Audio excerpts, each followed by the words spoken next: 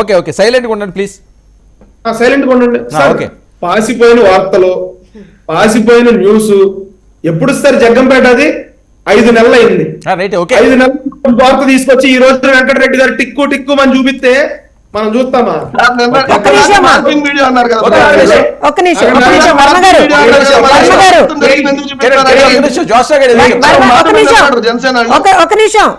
ఆగండి. వర్మ గారు, వెంకటరెడ్డి గారు ఇందాక ఏమన్నారు, నేను మాట్లాడేటప్పుడు ఎవరు మాట్లాడకూడదు అన్నారు. Same applies to you sir.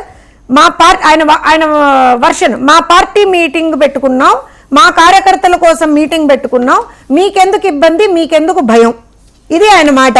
ఇప్పుడు ఏదో ఎప్పటిదో మా కిరణ్ చెప్పినట్టుగా పాసిపోయిన వీడియో తీసుకొచ్చి ఇది అని చూపిస్తున్నారు కదా సార్. ఇది ఇవాల్టిది వైఎస్ఆర్ కాంగ్రెస్ పార్టీ వాళ్ళ అఫీషియల్ పేజ్, ఫేస్బుక్ పేజ్. దయచేసి జూమ్ చేయండి. ఇందులో ఏదైతే ఉందో వీళ్ళు పెట్టినటువంటి పోస్టర్లు ఇవి. ఏంటది? క్యారికేచర్స్. ఎక్కడండి వీళ్ళు పెట్టింది? మీ పార్టీ మీటింగ్ అయితే మీ పార్టీ కార్యకర్తల కోసం మీరు మీటింగ్ పెట్టుకుంటే పక్క పార్టీ నాయకుల క్యారికేచర్లకు సంబంధించినవి ఎందుకు పెట్టారు? తమాషాలా? మీ పార్టీ మీటింగ్, మీ పార్టీ మీటింగ్ అయితే మీ పార్టీ కార్యకర్తలు పెట్టుకుంటే, మీ పార్టీ కార్యకర్తల కోసం పెట్టుకుంటే వేరే పార్టీ వాళ్ళు ఎందుకు పెట్టుకుంటున్నారు? ఏం తమాషాలా? అంటే మీరు ఎవరినన్నా ఏమనొచ్చు, పక్కవాడు మిమ్మల్ని ఏమనకూడదా? ఇక్కడ ఏమంటారు? ఆగండి ఆగండి ఆగండి. ఇన్సాఫ్ మీరు మాట్లాడినప్పుడు నేను మాట్లాడలేదా? మరి మీరెందుకు మాట్లాడుతున్నారు? మీరు మాట్లాడినప్పుడు నేను మాట్లాడలేదుగా. మీరు అన్ని అవాకులు చవాకులు మాట్లాడినా. నేను ఇప్పుడు ఒక్కటే మాట్లాడుతున్నా. అన్నారు కదా వాళ్ళ పార్టీ మీటింగ్, వాళ్ళ పార్టీ కార్యకర్తల మీటింగ్. మీ అఫీషియల్ పేజ్ చూసుకోండి, వెబ్సైట్, మీ అఫీషియల్ ఫేస్బుక్ పేజ్ లో చెక్ చేసుకోండి. ఇది మీ సంస్కారం. మీరు వచ్చి బయట వాళ్ళ గురించి మాట్లాడతారు. మేము కనీసం ప్యాలెస్ లో అన్నాం, ఇల్లు కాదు ప్యాలెస్ లో అన్నాం, మీరు వచ్చి కొంపలను మాట్లాడుతున్నారు. ఇది మీ సంస్కారం. నేను ఒకటే చెప్తున్నా అండి, ఇవాళ ప్రజాధనం దుర్వినియోగం గురించి వర్మ గారు ఇప్పుడు ఆయన మాట్లాడిన సేపు నేను మాట్లాడలా.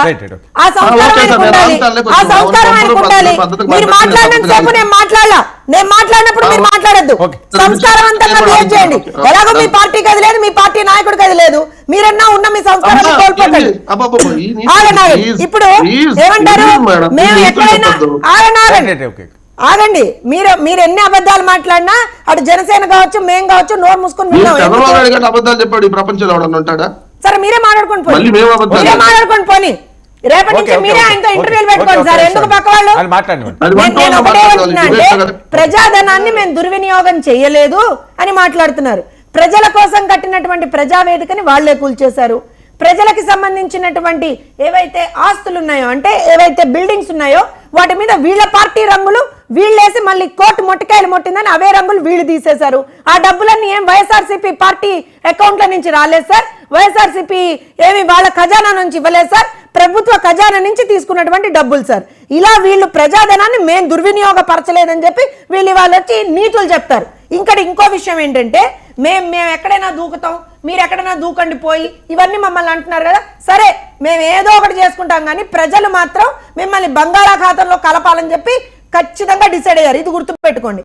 ఇంకోటి ఇవాళ ఏం మాట్లాడతారు? కులగన్న నుంచి కిరణ్ ఒక డౌట్ రేజ్ చేస్తే, అవును మేము చేస్తాం, మీరు ఇన్ని రోజులు ఏం చేశారు, అన్ని రోజులు ఏం చేశారు అని మాట్లాడుతున్నారు కదా. 5 ఏళ్ళండి వీళ్ళు పవర్లోకి వచ్చి 5 years అయింది. ఫ్యాగ్ ఎండ్లో మా 4 సంవత్సరాల నుంచి చెప్తున్నట్టుగా త్వరలో మెగా డిఎస్సి, త్వరలో డిఎస్సి అన్నట్టుగానే ఆ త్వరలో కులగణన తీసుకొచ్చి ఇవాళ లాస్ట్ లో తీసుకొచ్చి ఇంకో 4 రోజుల్లో ఎలక్షన్ మాట్లాడినివ్వండి.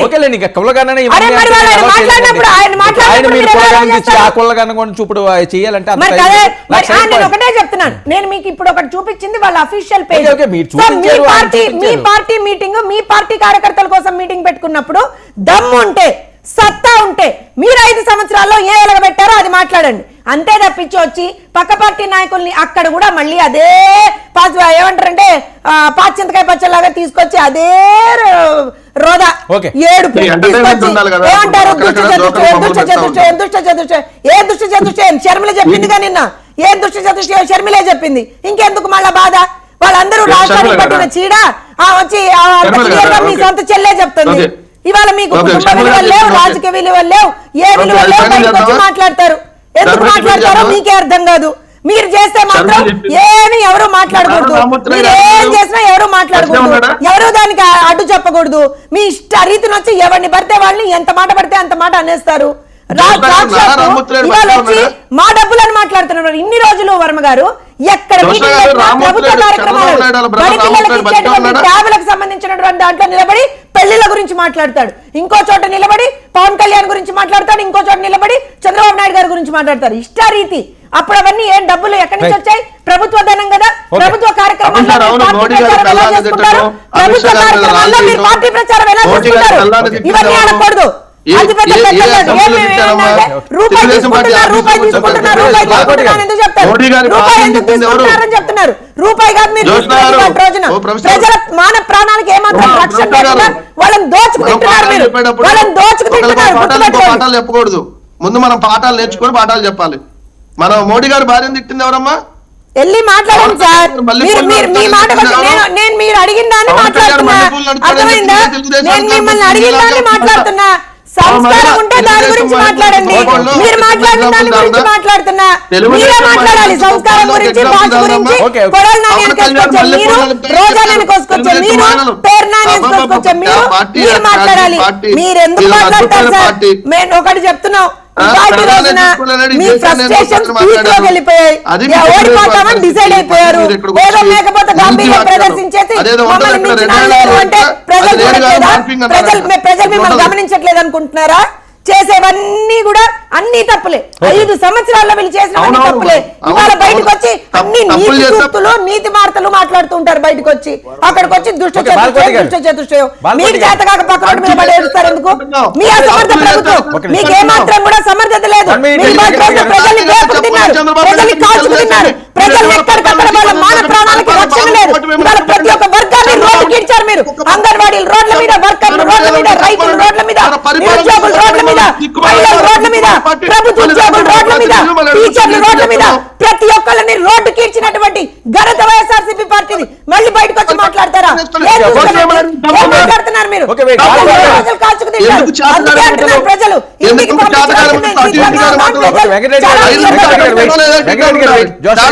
ఎప్పుడు మీ పరిపాలన మా పరిపాలన కంపేర్ చేసుకుని జగన్మోహన్ రెడ్డి గారికి ఏమంటున్నాం? ఈ జీవితంలో చెప్పగలరా? వెంకటరెడ్డి గారు ఒక్క నిమిషం.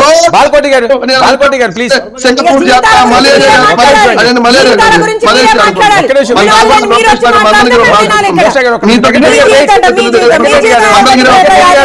వెంకటరెడ్డి గారు వెయిట్. బాలకోటి గారు, వర్మ గారు, యుద్ధం మొదలైంది. టీవీలో మొదలయ్యింది.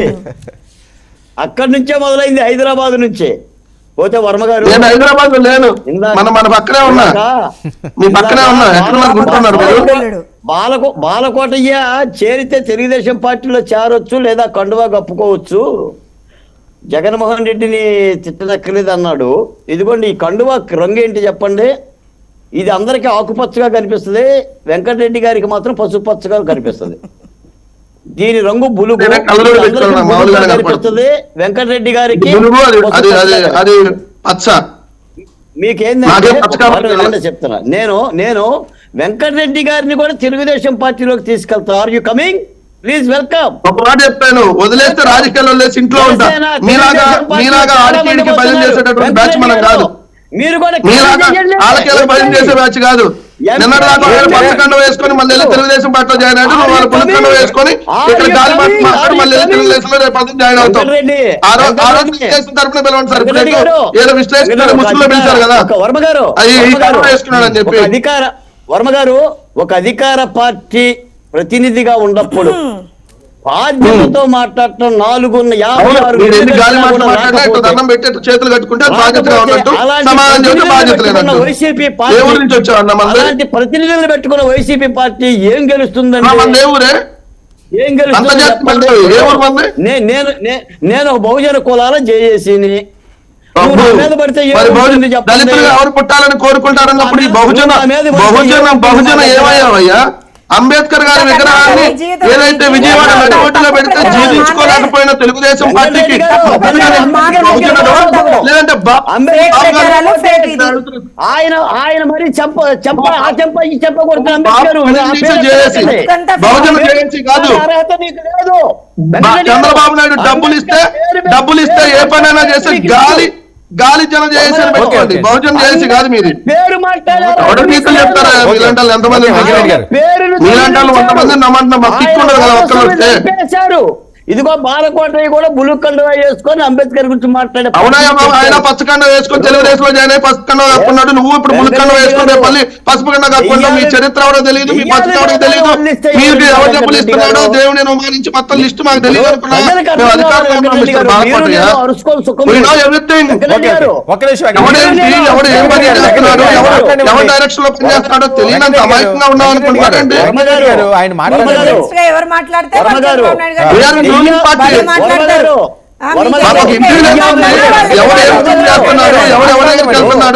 ఎవరు ఎవరితో సంసారాలు చేస్తున్నాడు, ఎవరెవరితో పెళ్లి చేస్తున్నాడు, ఎవరితో కాపురాలు చేస్తున్నాడు కూడా ఇన్ఫర్మేషన్ ఉంటుంది రాజకీయ పార్టీల పరంగా. వెంకటరెడ్డి గారు ఆయన మాట్లాడినవ్వండి, అర్థం కావట్లేదు. ఒక్క మాట ఇంకా మీకు 60 రోజులు టైం ఉంది. కంగారు పడినక్కర్లా, మీరు 60 రోజులు ముఖ్యమంత్రిగానే ఉంటారు, మీ వైసీపీ ప్రభుత్వమే ఉంటుంది. 60 రోజులు కాదు, మళ్ళీ 5 సంవత్సరాలు అంటాం, మళ్ళీ వచ్చి 5 సంవత్సరాలు. మీలో ఎవరైనా మగాళ్ళు ఉంటే మొత్తం కట్టగట్టుకొని గుంపుగా వచ్చి అడ్డపడండి అంటున్నాం.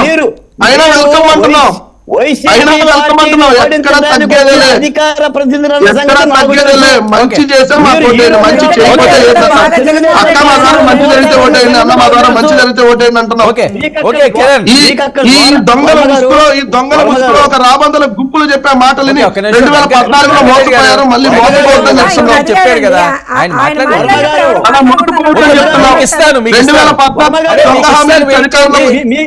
మీకు ఒక బ్రేకింగ్ వార్త చెప్తా, ఒక్క బ్రేకింగ్ వార్త. త్వరలో వెంకటరెడ్డి గారు తెలుగుదేశం పార్టీలో చేరబోతున్నాడు, అండర్లైన్ చేయండి. ఎందుకు? This is the fact. చేరబోతున్నాడు ఆయన, అందరూ పోయారుగా.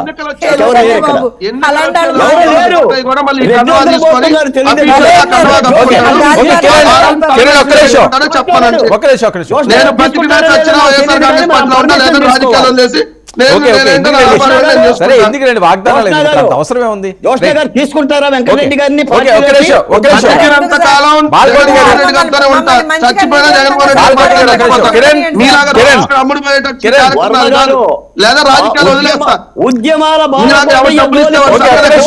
ఎవరు డబ్బులు ఇస్తే